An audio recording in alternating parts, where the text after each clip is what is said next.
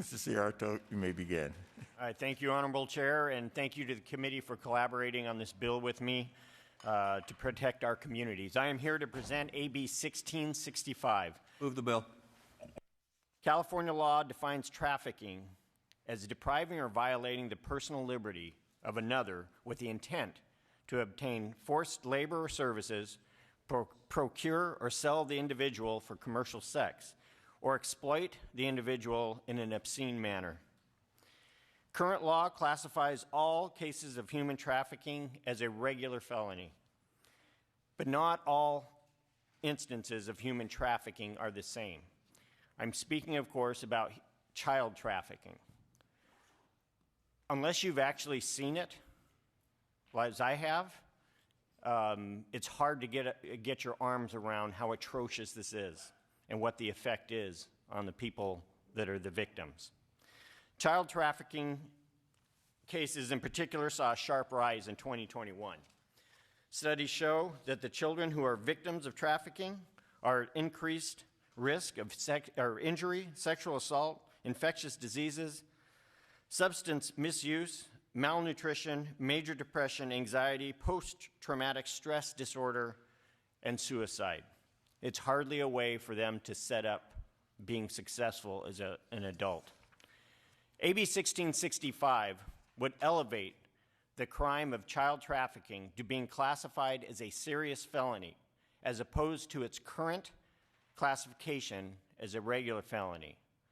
Elevating this to a serious felony would prohibit plea bargaining and provide a 5-year sentence enhancement on top of the court's sentence for each previous serious felony committed. With me here today to testify is CEO, President, and co-founder of Three Strands Global Foundation, Ashley Bryan, to talk about her experience combating human trafficking, and I believe she's on the line. Okay. I'm here. Can you hear me okay? Yes, Ms. Bryant. You may begin whenever. Okay. Yes. Thank you, Chairman and members. My name is Ashley Bryant. I am the co-founder, president, and CEO of Three Strands Global Foundation. Our organization is actively engaged in anti-trafficking work through our prevention education and training and curriculum, as well as our direct services programming.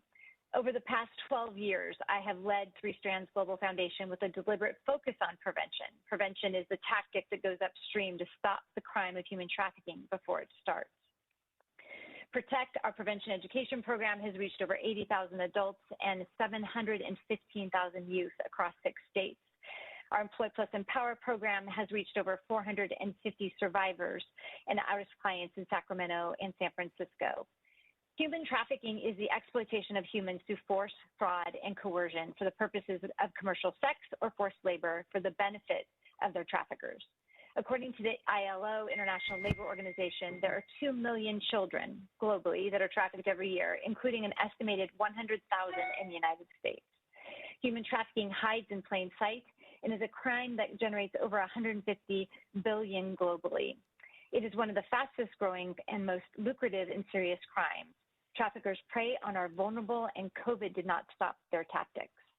California is especially vulnerable to human trafficking because of factors such as a large runaway foster and homeless youth population, a large economy, proximity to international borders, significant immigration population, diverse youth populations, etc. In 2020, more reports were made to the National Trafficking Hotline than any other state in California. 20% of those involved at least one minor. California has the top 3 cities in the United States, Los Angeles, San Francisco, and San Diego, that are all seen as high-intensity areas for human trafficking of our youth. At Three Strands Global Foundation, we have the honor of working in schools with educators and our youth to prevent trafficking. Unfortunately, we hear all too often of the exploitation of minors, both online and in person. In fact, the National Center for Missing and Exploited Children reported in 2020 to their cyber tip line that they received more than 21.7 million reports, up from 16.9 million reports in 2019. More than 300,000 of those reports in 2020 were from the public, and 21.4 million were from electronic service providers. reports of online sexual exploitation of our youth more than doubled in 2020. Our children are targets of sexual exploitation. In 2021, our Employ Plus Empower program served 140 clients in Sacramento. 77% of our clients were from foster youth, and 79% of our clients were survivors of sex trafficking. According to the American Bar Association, plea bargains are commonly used to save time and expense and avoid the uncertainty of a trial. The ABA also defines the role of a prosecutor, stating that the work is to increase public safety, both by pursuing appropriate criminal charges of appropriate severity. The prosecutor should seek to protect the innocent and convict the guilty, consider the interests of victims and witnesses, and respect the constitutional and legal rights of all persons, including suspects and defendants.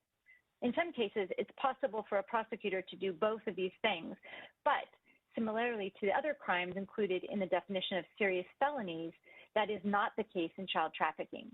A plea bargain and the requalification of offenses that often comes with it detracts from the true nature of this heinous crime. There cannot be two sides. By definition, it is not a crime of impulse, but one of malice. We know from perpetrators that they use online and in-person grooming tactics, fraudulent promises for a better future, or even bartering for basic necessities to prey upon vulnerable children with the explicit intention of receiving something in return. Over the last 12 years, I've spent endless hours with survivors of human trafficking. The stories I've heard, the pain I've witnessed, the broken lives I've seen are all beyond description. The impact of their abusers' efforts will extend through the survivor's lifetime. This is not the space to save time or resources. For a prosecutor to consider a bargain with offenders who have deliberately taken advantage of one of the most vulnerable classes among us is dismissive of the lived experience of the victim at best, but can be better described as negligence in their responsibility to both increase public safety and protect the innocent. We must confront the crime of human trafficking wherever we see it and punish those who committed these serious crimes. A violent trafficker should not fully enjoy the benefits of a peaceful society until they're willing to hold themselves accountable for the damage they have caused. Furthermore, as a nation, society, state, we have the obligation to remedy the pain of this crime if at all possible. When the opportunity rises, we must take action, and this is our opportunity. AB 1665 will improve the prosecutorial response to child trafficking and further the protection of victims and potential victims of trafficking, allowing the state of California to maintain its standing as a leader in the anti-trafficking space and ensuring that we do everything in our power to protect our children. Thank you so much. If you have questions, I'm happy to answer. Thank you. Are there any witnesses in the room in support?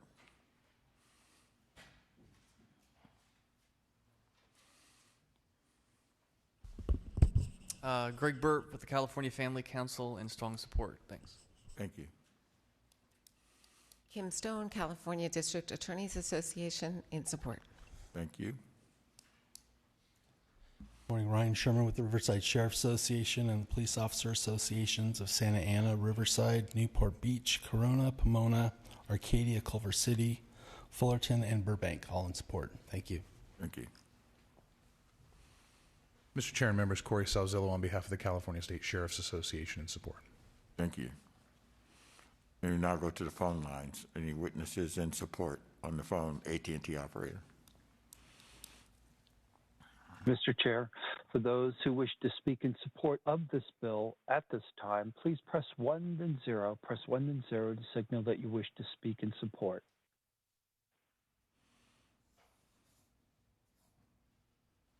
Mr. Chair, no one has signaled that they wish to speak. Okay. Any witnesses in opposition?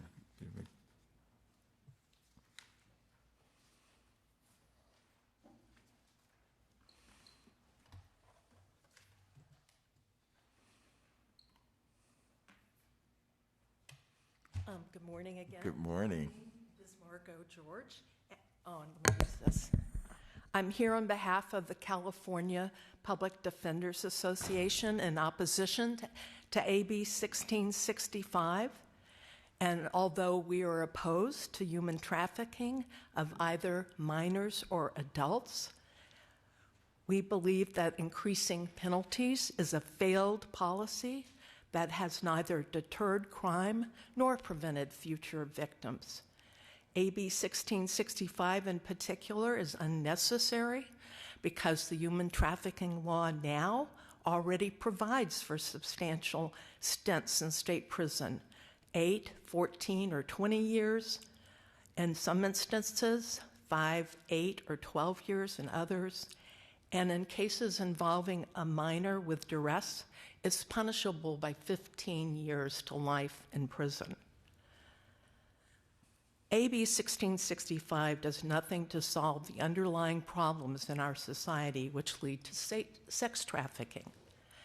Instead, we ask you to adopt a collaborative approach and follow the recommendations of the researchers that you heard from last month from the University of Southern California Gould School of Law, who were part of your informational hearing.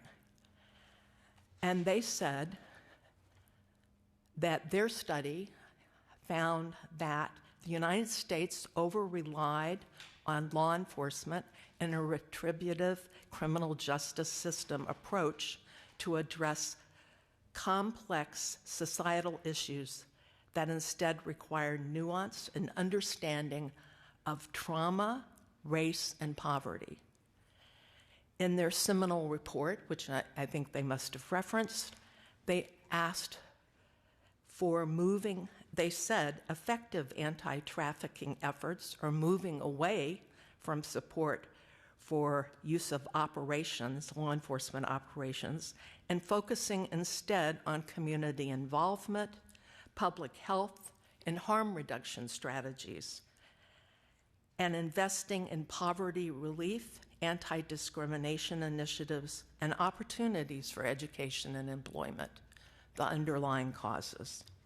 Among their 6 recommendations were support community and public health approaches to identify victims and traffickers outside of the criminal justice system, strengthen prevention efforts that reduce the vulnerability of potential victims. I think one of the witness in support talked about foster children. They are vulnerable and they need assistance. Increase services available to victims and systematically offer comprehensive services to every suspected victim. These are proven effective strategies. And luckily, in order to help the victims of human trafficking and in human trafficking by supporting their programs and initiatives, you can meet victims' needs. And I believe coming before you is there's going to be a budget ask for housing for sex workers and former sex workers who include the victims of human trafficking. They're asking for $147 million in one-time general fund monies for a pilot program to support 5 to 10 housing programs for unhoused and culturally competent services. Housing is one of the key needs of this community and is imperative to getting back on the right road and to solving the problems that lead to human trafficking. So we respectfully ask for your no vote on AB 1665. Thank you. Thank you. And we'll go to in the room. Any in opposition?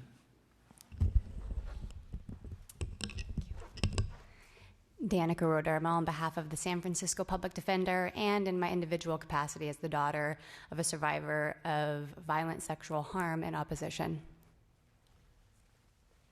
Fred Williams, ACLU Cal Action, in opposition. Thank you. Now we'll go to phone lines. Witnesses in opposition. For those who wish to speak in opposition to this bill, please press 1, then 0. Press 1, then 0 if you wish to speak in opposition.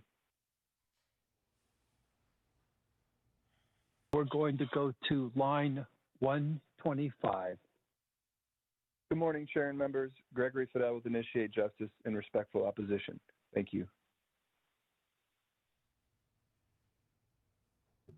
Mr. Chair, we have one more person who signaled that they wish to speak. Just a moment.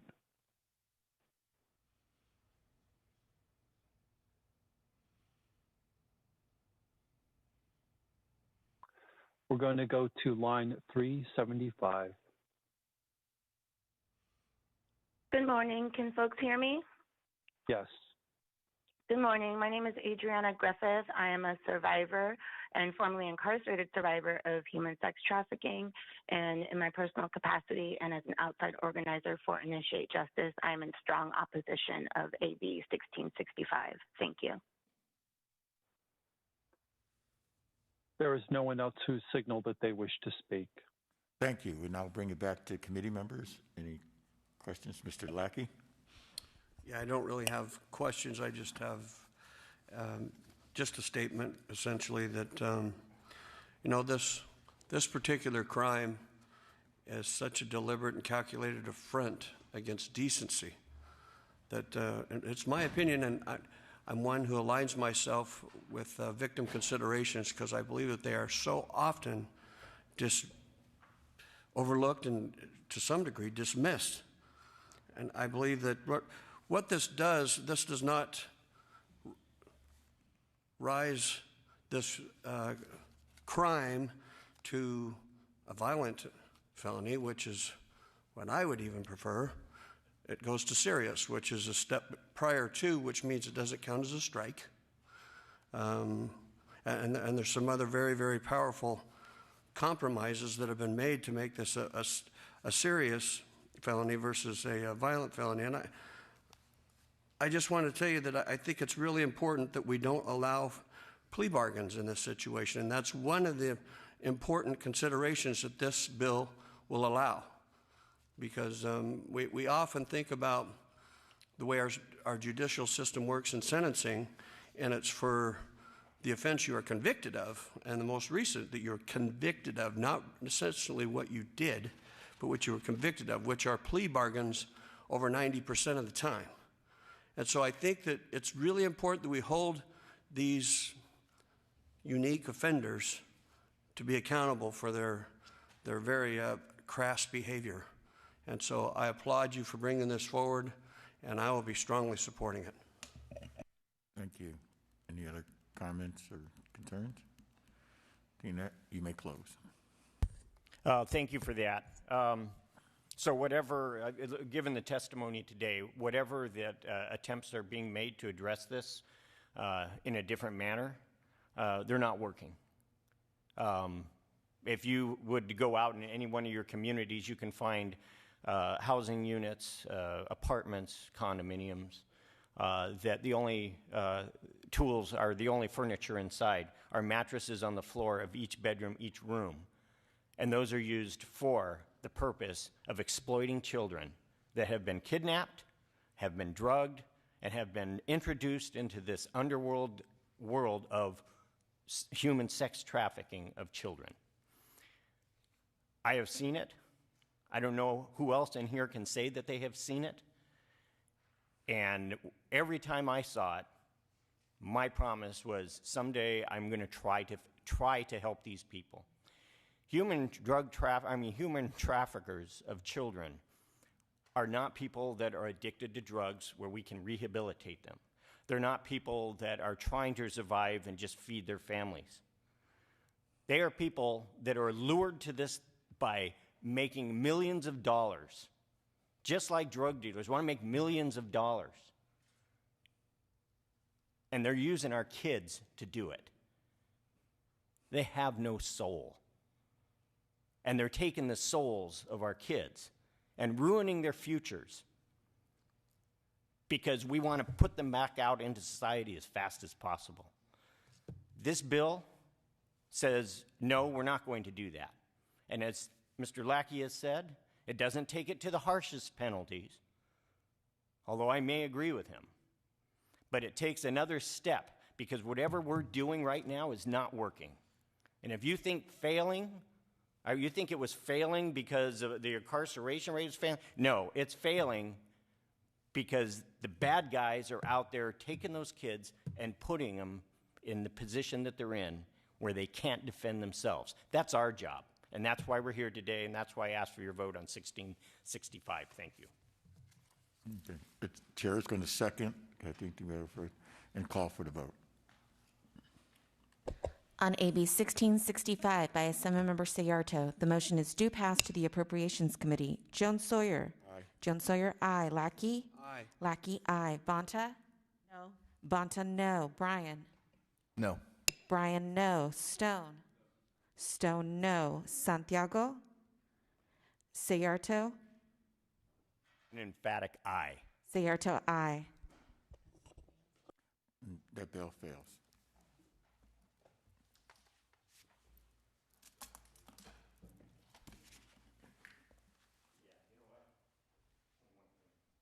I'd like to ask for reconsideration of that.